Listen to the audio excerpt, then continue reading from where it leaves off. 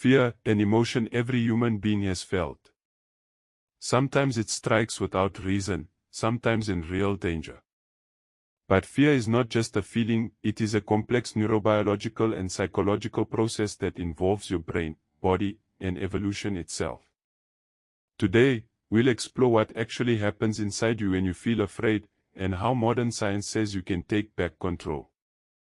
At the center of fear lies a tiny structure in your brain called the amygdala, part of the limbic system, the area responsible for emotions and survival instincts. The amygdala acts like an alarm. When it senses a possible threat, real or imagined, it sends an urgent signal to the hypothalamus.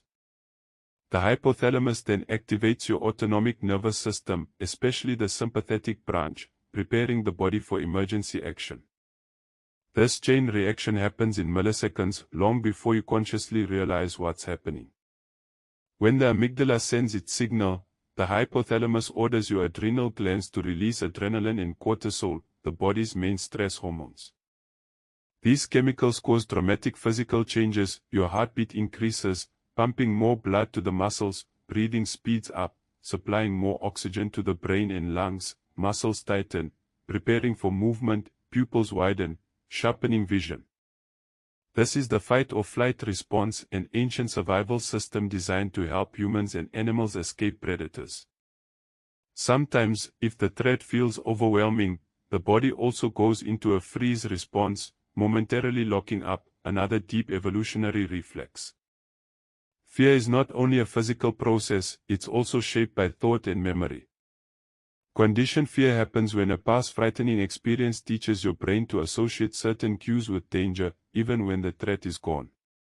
Cognitive appraisal means that sometimes our mind generates fear based on interpretation. If you believe something is dangerous, your body reacts as if it really is. Overestimation of risk occurs when the prefrontal cortex, responsible for thinking and reasoning, amplifies signals from the amygdala, which is why anxiety often feels much bigger than the actual threat.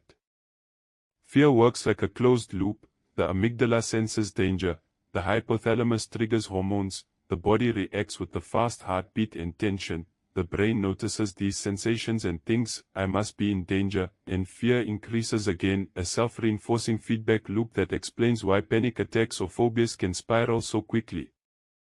Fear exists for a reason, it's a biological gift.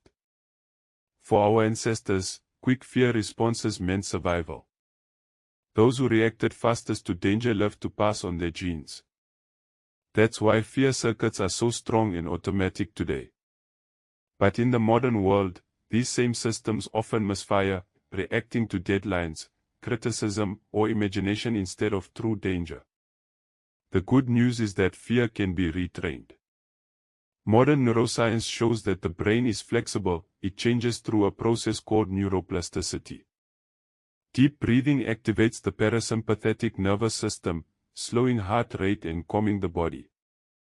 Meditation and mindfulness reduce amygdala hyperactivity and strengthen the prefrontal cortex, the part that helps you stay rational under stress. Exposure therapy helps the brain relearn that feared situations aren't truly dangerous. Cognitive behavioral therapy challenges distorted thoughts and reduces overestimation of risk. Each of these methods literally rewires the brain, helping you build emotional resilience. Brain scans like fMRI reveal that during fear or anxiety, the amygdala becomes overactive, the hippocampus helps decide whether a threat is real or imagined, the prefrontal cortex can override panic signals if trained properly, neurotransmitters such as GABA act as natural brakes, calming excess neural firing. This means fear isn't fixed. It's a signal that can be reshaped through awareness and training. To reduce unnecessary fear, science recommends breathing deeply to lower cortisol, staying grounded in the present, sleeping well and moving daily to balance brain chemistry, and gradually facing fears to prove to your brain that you can handle them. With time and consistency, your nervous system learns calmness as its new default state.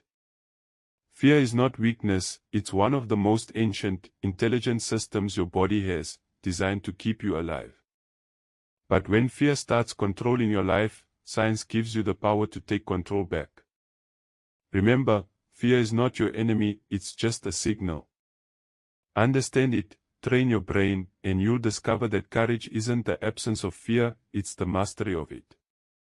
If these things helped you even a little, then please like the video and subscribe to the Hussein Knowledge channel.